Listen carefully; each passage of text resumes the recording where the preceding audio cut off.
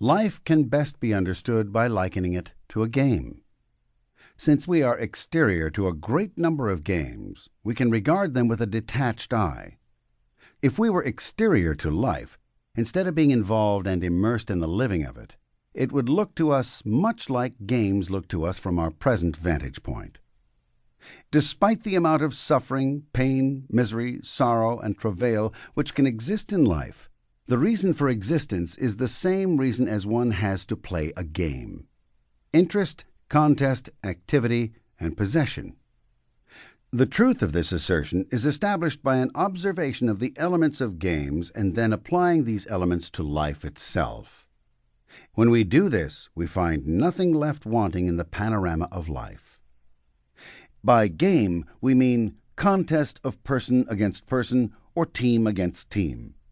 When we say games, we mean such games as baseball, polo, chess, or any other such pastime. It may at one time have struck you peculiar that men would risk bodily injury in the field of play just for the sake of amusement. So it might strike you as peculiar that people would go on living or would enter into the game of life at the risk of all the sorrow, travail, and pain just to have something to do. Evidently, there is no greater curse than total idleness. Of course, there is that condition where a person continues to play a game in which he is no longer interested. If you will but look about the room and check off items in which you are not interested, you will discover something remarkable.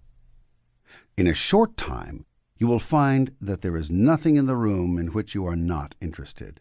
You are interested in everything. However, disinterest itself is one of the mechanisms of play. In order to hide something, it is only necessary to make everyone disinterested in the place where the item is hidden. Disinterest is not an immediate result of interest which has worn out. Disinterest is a commodity in itself. It is palpable. It exists. By studying the elements of games, we find ourselves in possession of the elements of life. Life is a game. A game consists of freedom, barriers, and purposes. This is a scientific fact, not merely an observation. Freedom exists amongst barriers. A totality of barriers and a totality of freedom alike are no-game conditions. Each is similarly cruel. Each is similarly purposeless. Great revolutionary movements fail. They promise unlimited freedom. That is the road to failure. Only stupid visionaries chant of endless freedom. Only the afraid and ignorant speak of and insist upon unlimited barriers. When the relation between freedom and barriers becomes too unbalanced, an unhappiness results. Freedom from is all right, only so long as there is a place to be free to. An endless desire for freedom from is a perfect trap, a fear of all things. Barriers are composed of inhibiting, limiting ideas, space, energy, masses, and time. Freedom in its entirety would be a total absence of these things. But it would also be a freedom without thought or action, an unhappy condition of total nothingness. Fixed on too many barriers, man yearns to be free. But launched into total freedom, he is purposeless and miserable. There is freedom amongst barriers. If the barriers are known and the freedoms are known, there can be life, living, happiness, a game. The restrictions of a government or a job give an employee his freedom.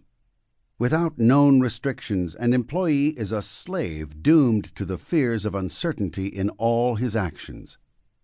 Executives in business and government can fail in 3 ways, and thus bring about a chaos in their department.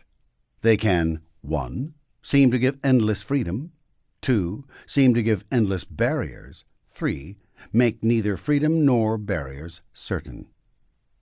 Executive competence, therefore, consists of imposing and enforcing an adequate balance between their people's freedom and the unit's barriers, and in being precise and consistent about those freedoms and barriers. Such an executive, adding only in himself initiative and purpose, can have a department with initiative and purpose.